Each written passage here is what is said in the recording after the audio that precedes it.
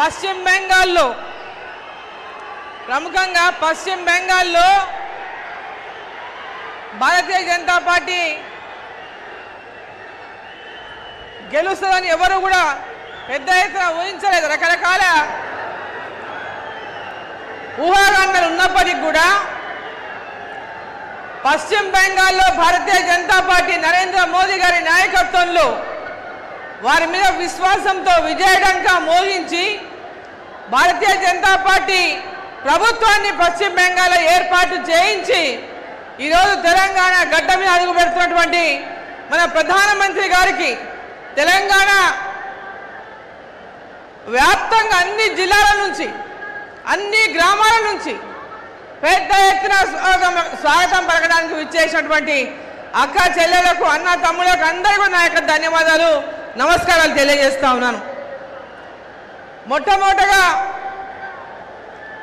పశ్చిమ బెంగాల్లో మొట్టమొదటిసారిగా ప్రభుత్వాన్ని ఏర్పాటు చేయించి అస్సాంలో మరొకసారి ప్రభుత్వాన్ని భారతీయ జనతా పార్టీ ప్రభుత్వాన్ని ఏర్పాటు చేసి పుదుచ్చేరిలో మరొకసారి ప్రభుత్వాన్ని ఏర్పాటు చేసి మరి మొట్టమొదటిగా తెలంగాణ గడ్డ మీదనే మన ప్రధానమంత్రి నరేంద్ర మోదీ గారు అడుగు పెడుతున్నారంటే నెక్స్ట్ టార్గెట్ తెలంగాణలో విజయం సాధించాలంటే ఇక్కడ ఉన్న ప్రతి ఒక్కరు కూడా ఈ స్ఫూర్తితో ఈరోజు మొత్తం రోడ్లు నిండిపోయినాయి. హైదరాబాద్ నగరం నిండిపోయింది, సికింద్రాబాద్ నగరం నిండిపోయింది. ఎక్కడ చూసినా జనసందోహం. నరేంద్ర మోదీ గారు తెలంగాణకు వస్తున్నారంటే వాడిని చూద్దామని పశ్చిమ బెంగాల్లో గెలిచొచ్చినటువంటి వారి నాయకత్వంలో భారతదేశానికే ఒక గొప్ప నమ్మకాన్ని విశ్వాసాన్ని ప్రజల్లో నింపుతున్నటువంటి నాయకుడు నరేంద్ర మోదీ గారిని చూడడానికి అన్ని ప్రాంతాల నుంచి వచ్చిన మీ అందరూ కూడా కొద్దిసేపట్లో వారి సభ ప్రాంగణం చేరుకోబోతున్నారు. ఎదురు చూస్తూ ఉన్నారు మీరు ఎప్పుడెప్పుడా అని. ఎప్పుడెప్పుడా ముందు మోదీ గారు తొందరగా రావాలి, వాళ్ళు మాట్లాడాలి, మేము వినాలని చూస్తూ ఉన్నారు. కొద్దిసేపట్లోనే సభాస్థలికి చేరుకుంటారు. ఇక్కడ ఉన్న మనకు అందరి బాధ్యత ఇవాళ దేశవ్యాప్తంగా ఎక్కడ భారతీయ జనతా పార్టీ అధికారంలో ఉన్నా ఎప్పుడు ఎన్నికలు జరిగినా మళ్ళీ అక్కడ భారతీయ జనతా పార్టీ అధికారంలోకి వస్తూ ఉంది. భారతీయ జనతా పార్టీ అధికారంలో లేనటువంటి అనేక రాష్ట్రాల్లో ఈరోజు భారతీయ జనతా పార్టీని గెలిపిస్తూ పశ్చిమ బెంగాల్ లాంటి యొక్క రాష్ట్రంలో కూడా భారతీయ జనతా పార్టీని గెలిపించిండ్రు అంటే ప్రజలందరూ కూడా ఈ దేశం యొక్క భవిష్యత్తును నరేంద్ర మోదీ గారే సరిదిద్దగలిగినటువంటి విశ్వాసంతో ఉందనేది స్పష్టమైంది.